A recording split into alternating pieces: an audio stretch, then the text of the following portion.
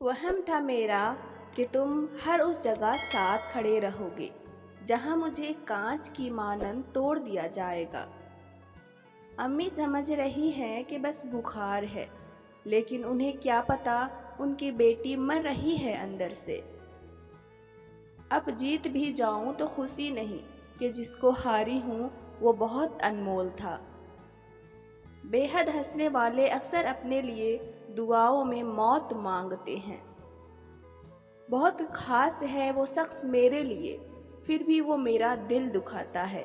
बाकी सब के लिए है वक्त उसके पास, बस मुझसे ही दूरियां बनाता है।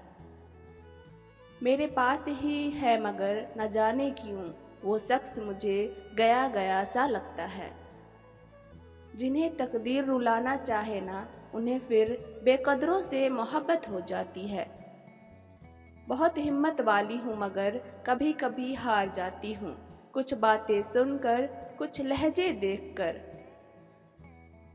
ये झूठ मूठ का हंसना भी क्या अजियत है कि थक गए हैं खुद व खाल मेरे चेहरे के। मेरी सियाह बख्ती का आलिम यह है कि मैं किसी दिन ज़्यादा हंस लूँ तो कोई न कोई ऐसा गम आकर पहलू को लगता है कि मैं कई कई दिन मुस्कुरा भी नहीं पाती।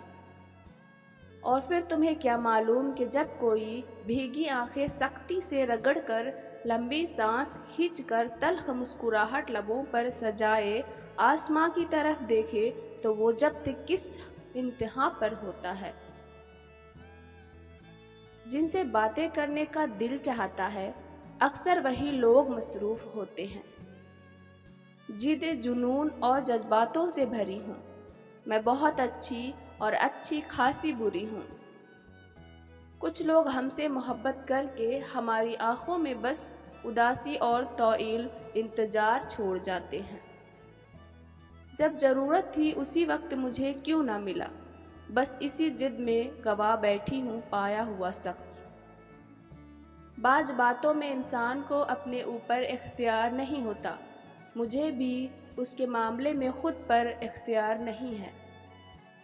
ये दिल फिर तेरी ख्वाहिश कर रहा है मगर मैं दुख से बचना चाहती हूँ। अजीब तकलीफ में मुब्तला हूँ यार, ना मोहब्बत को पा सकती हूँ ना छोड़ सकती हूँ।